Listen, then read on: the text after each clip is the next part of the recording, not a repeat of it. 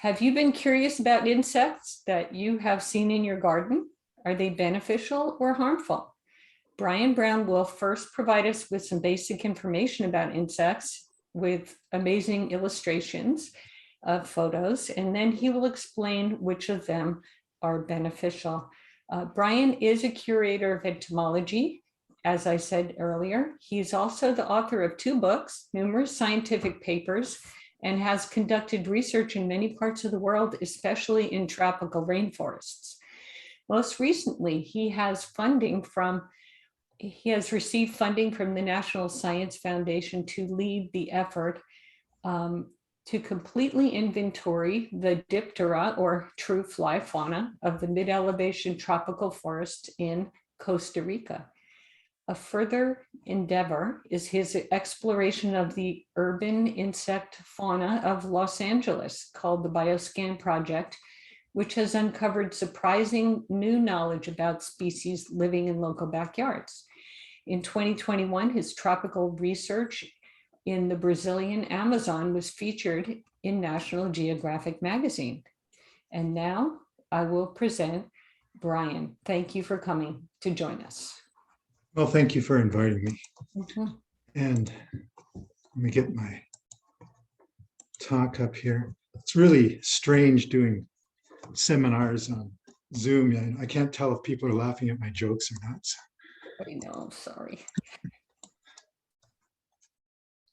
That was a joke too. So, okay. Can you see my screen? Yes. Okay, let me see if I can get this. All right, beneficial insects. So I'm the curator of entomology at the Natural History Museum, where I've worked for the last 30 years or so. And our collection has all types of insects from all over the world, from the smallest flies to the largest tropical rainforest beetles, like these ones I'm showing you here. These insects are housed in drawers, we call them. They're wooden boxes with glass cover. And we have about 15,000 drawers in our collection. And as was already stated, I do a lot of research, not only in the lab, but also in the field, like this rainforest in Costa Rica. This is my favorite place to spend my time. Of course, I'm not the first such person to have this job. I belong to a long line of august gentlemen, such as Lyman Muchmore, who worked on beetles in the 1920s. Arguably, our most famous entomologist was John Comstock, who wrote The Butterflies of Southern California in the 1930s. Lloyd Martin was a moth expert. Charles Hogue was my immediate predecessor. He worked on flies like I do. Julian Donahue was a moth expert. And Roy Snelling was an expert on ants, bees, and wasps. Aren't these an exciting group of people? I mean, I don't know if I belong in this group. They look so grim. I know that when I'm put out to pasture and my picture's on the wall with these guys, this is the one I want to use. So, moving on. Insects. We know that insects are a large group of animals. There are about 2 million species of insects that have been described. And to put that in perspective, there's about 4,000 species of mammals in the world and 10,000 species of birds, but 2 million insects. What are these insects? Well, insects belong to a group we call the arthropods. They have external skeletons and jointed legs. So arthropod means jointed leg. Now we can think of animals with external skeletons without jointed legs, like starfish and sea urchins. And we can think of animals with jointed legs without external skeletons, like us, for instance. But those are the characters that help distinguish arthropods. And when we think of other arthropods, we're talking about shrimp, lobsters, spiders, centipedes, millipedes, things like that. Insects are distinguished from those other arthropods by their 3 major body parts: head, thorax, and abdomen. They have 1 pair of antennae, 2 pairs of wings. You can see that in the butterfly on the right. 3 pairs of locomotory appendages, or we call them legs, and large compound eyes. But of course, there are exceptions to all these rules amongst the 2 million species of insects. Those exceptions are believed to be in groups whose ancestors had all these characters. So looking a little more closely, this is a bee. So the head is concentrated for perception. So it senses with its eyes, it senses with its antennae, allows it to smell basically. And it also has the mouth for taking in food. The next body part, the thorax, is specialized for locomotion. Remember I said insects have 2 pairs of wings and 6 legs. They're all attached to the thorax. And inside the thorax is basically just a big block of muscle. And then the abdomen has all the biochemistry, the digestive system, the reproductive system, things like that. Insect eyes fascinated people throughout the years, and it led to this fantasy that insects see kind of like this. They see these little fascicles with individual images that somehow they would be able to function like this. You've seen it in schlocky science fiction. But in fact, insect eyes are not that different from ours, except in one key fashion. We have compound eyes like this too, right? We have all these retinal cells in the back of our eye, but we have one lens to focus the light on these retinal cells. Insects have each retinal cell with its own lens. So we think that they probably get the same type of image we get, and they integrate it into a single image and see much as we do. Insect eyes are a large part of the fascination for many people with insects, and they're also beautiful, I think. And just to compare another group of animals that you are probably familiar with, spiders, how they differ from insects. Spiders have 8 legs. They have 2 main body parts. They have only simple eyes, not compound eyes. And they have no antennae and no wings. So you can see how knowing these characters is important. So what are beneficial insects? Well, there is no scientific or natural category of beneficial insects, obviously. This is a construction of our human needs and desires, how much they do that we think is good. Commonly, I get a question like, what are such and such good for? Like, what are mosquitoes good for? What is their purpose? So my answer to that is that their purpose is to gather energy to reproduce. That's it. They're not there to fill a niche in the environment. They're not there to control pests. They're there to gather energy. And that's a bit of philosophy for this talk. Let's start again. What are beneficial insects? They're insects that pollinate plants that we want to have pollinated so that they can produce fruits or seeds. They're insects that kill other animals that feed on plants we like. We call those insects that feed on plants we like pests. And there's 2 types of carnivores in the insect world. One of them is familiar, the predator. It's like a lion or a hyena. They kill many hosts or prey items during their lifespan, I should say. But parasitoids, we don't have in mammals or birds. Parasitoids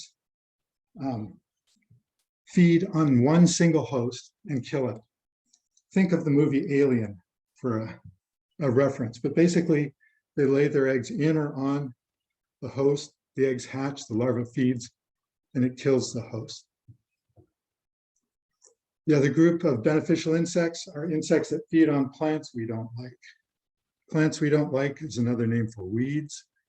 And often these weeds are brought into North America or other places from some other part of the world, usually through human commerce.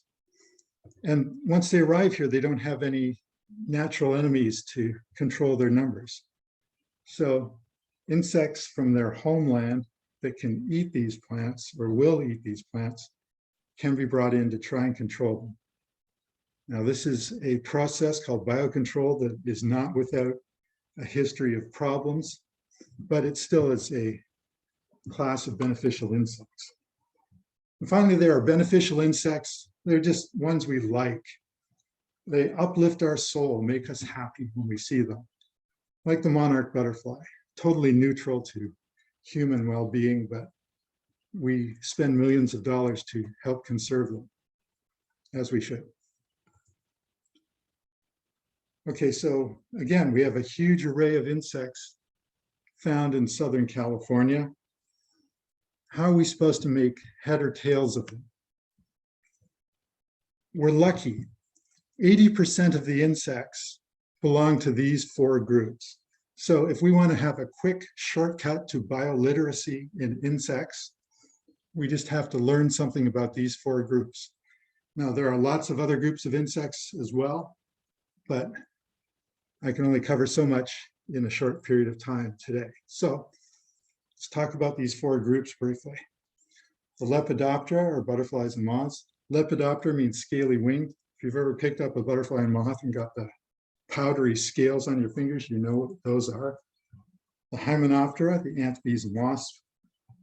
Coleoptera, beetles, and Diptera, the true flies. So to start off with the Lepidoptera, butterflies and moths, who doesn't love butterflies? They're beautiful.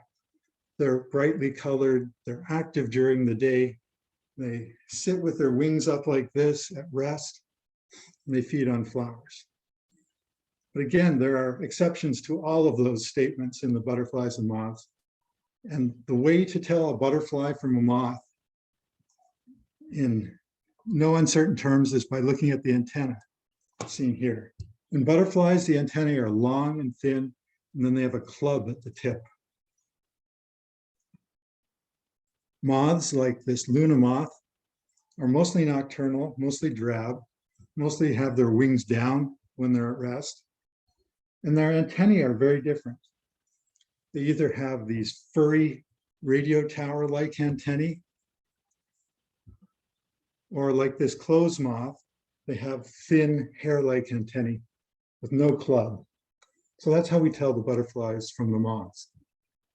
Butterflies are a small minority of the Lepidoptera. Most leps, as we call them, are moths, 85% or so. Of course, the real economic importance, the real relevance of this group to gardeners is their immature stages. Butterflies and moths have 4 life stages: egg, larva, pupa, and adult. And the larva is a specialized plant feeding machine. They are incredibly successful and incredibly efficient in converting your plants into caterpillar meat. So they are definitely not beneficial to gardeners. One other small way that Lepidoptera, or butterflies and moths, see this one's a butterfly, you can see the club tip, why they're beneficial to humans in their activities is that when they visit flowers, they may get some pollen stuck on their legs, and they may transfer this pollen to other flowers. So they're not super great pollinators, but they will do it. So they've got the beauty angle, they've got a weak pollination angle, but they have also a strong negative angle. On the other hand, bees are definite pollinators. I mean, they're not getting a little bit of pollen on them. They're just getting in those flowers and wallowing.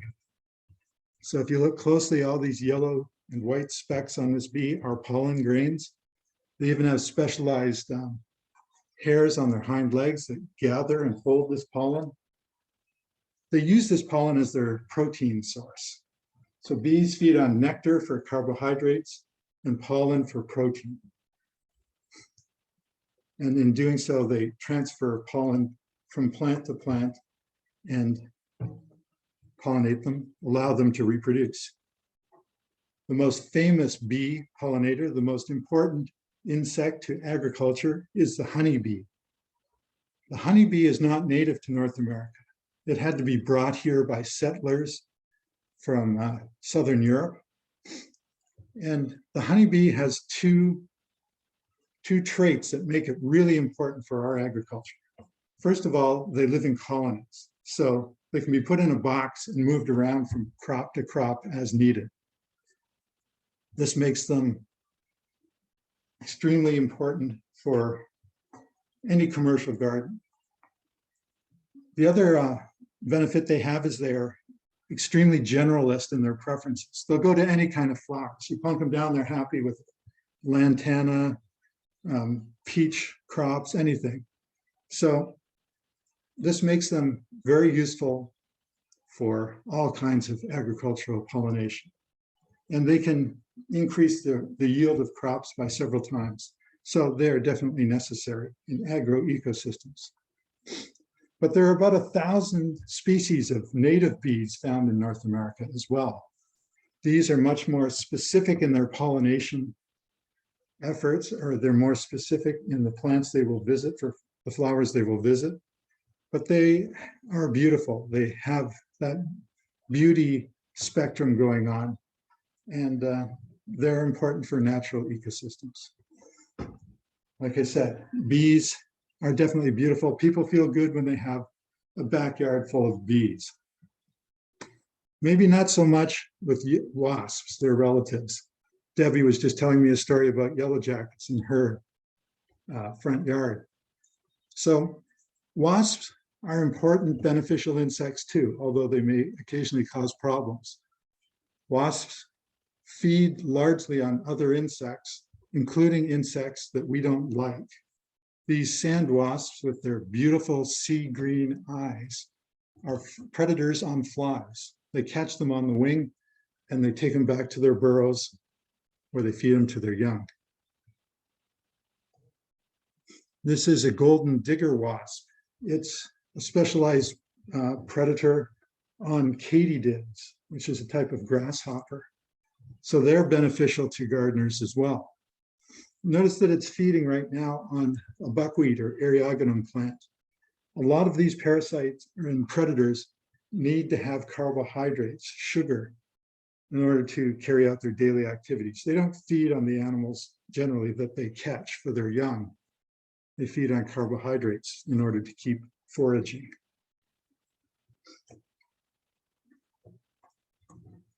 Then there are the parasitoids, the ones I told you about, the alien-like creatures. Most of these parasitoids are smaller than a grain of rice.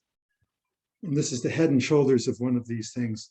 They're intricately sculpted, metallic, really beautiful little creatures. Some of them are really small, the size of well, about 1 millimeter long or less. And some of these tiny little species are actually parasitoids of eggs of other species. So they'll go around, find the eggs of some caterpillars, lay their eggs in them, eggs will hatch and eat their host eggs.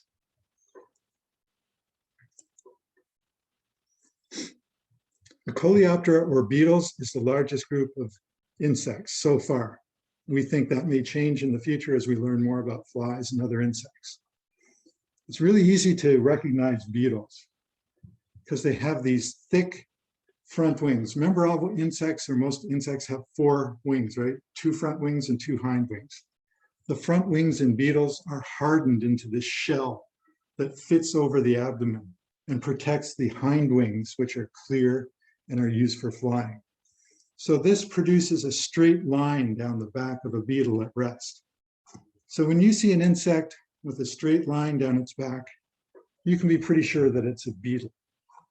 That makes them really interesting, or really easy to recognize, as opposed to other insects like this group I'm not going to talk about today, but you see how they sort of fold their wings on top of each other and create an X.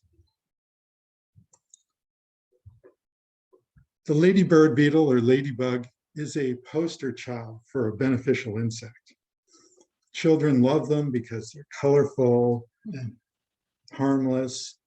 Unless you're an aphid, then they're lions. They just mow through situations like this, just chewing through the aphids, eating them, and exerting the natural control on them. Their immature stages, their larvae, do the same thing. So they're lions both as adults and immatures. An interesting thing about ladybird beetles is that they produce, I don't know if you've ever picked one up, they produce kind of a yellow liquid. That liquid is some of the vilest tasting chemicals known to man. Never put that stuff in your mouth.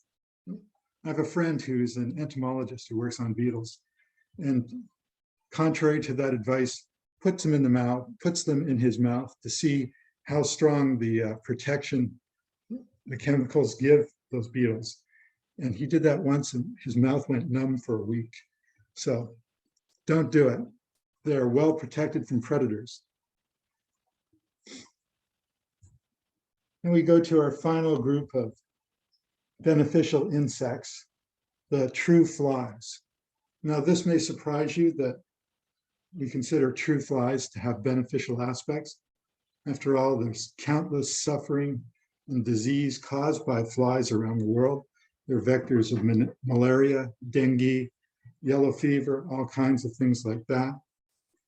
But there are also some flies, like this wasp-looking fly down here, that feed on aphids as well. Thus, they are beneficial to us.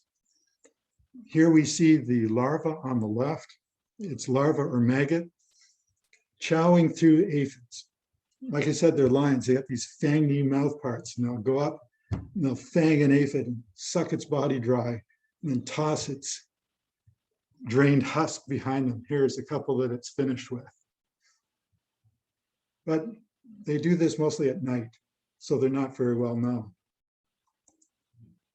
Like I said, these flies look like wasps, and they're an example of mimicry. Basically, they gain a lot of protection from predators by looking like a wasp, with this long, skinny abdomen. This one even has a fake stinger on it to really look ferocious. Well, how do we know this isn't a wasp? It's quite easy, actually. Remember, most insects have 4 wings. Flies have only 2 flying wings. See, 1, 2. The hind pair of wings in flies, the main pair of wings would be off the screen here. The hind wings in flies are reduced to these little clubs we call halters, and they sort of move them when they fly, and it helps them balance during flight. So when you look at a bee sitting on a flower, take a close second look. See if it has 2 wings or 4, sorry. You'd be amazed how many times this is wrong in photography books, in news articles, even in scientific journals. There are countless examples of bee photographs that are actually these flower flies. And then the final group I'll talk about are the tachinid flies, relatives of the houseflies. Now we know houseflies are obnoxious things that transmit disease and foul food and do all kinds of nasty things. But these tachinid flies are parasitoids of caterpillars. Thus, they are beneficial to us. I know the name tachinid isn't very memorable, but this just shows you how obscure flies are to the general public. This family has more species than all the birds, mammals, reptiles, and amphibians of the world combined. And every one of those has a common name, every species of bird and so on. This family of flies doesn't even have a common name. No one's thought to make it, that it was worthy of one, I guess. They look like houseflies, except they have these big, thick, spiky hairs on their butts. And they lay their eggs on caterpillars or around caterpillars. The ones that lay their eggs around caterpillars have these tiny, tiny microtype eggs. The caterpillars just eat the leaf, egg and all. Egg gets into their body, gets into the gut, hatches, and the larva burrows through the gut into the body cavity. And then that's game over for this caterpillar. So these are important for regulating caterpillar populations. So getting back to beneficial insects, no group of insects is purely beneficial or destructive, and nothing says that as well as this photograph. This is a ladybird larva eating a flower fly larva. Both of them are predators of aphids, but one of them is eating the other one. So is the ladybug larva truly beneficial? This is a problem with general predators like praying mantids and spiders. It's not a problem, it's just difficult to classify them as beneficial because they're just as likely to eat other beneficial insects as they are to eat destructive insects. But having a good diversity of insects is important because it makes ecosystems resilient. So if you have a good balance of predators and parasitoids in your garden, any new insects coming, any change in the balance of insects is likely to be dealt with. If there's only one predator, for instance, and something goes wrong with it, then there's no backup. So we need to have a good variety of insects. And I'll be happy to talk more about how to promote that variety. We also have to remember that gardens are specialized habitats. They have a lot of vulnerable green growth in them all year long, whereas most other habitats, especially here in California, later in the season have no water, so they dry up. So when we're creating these artificial habitats in the gardens, we're just asking for insects to come in and to feed on the plant growth. So how do we encourage beneficial insects? I mean, it's pretty obvious. Limit or eliminate pesticides and water as much as possible. Provide nectar producing plants to attract predators and parasitoids. Remember, they need carbohydrates to power their flight. So Eriogonum is a good one, buckwheat, and there are many others as well. And also try to leave some ungardened space around for them.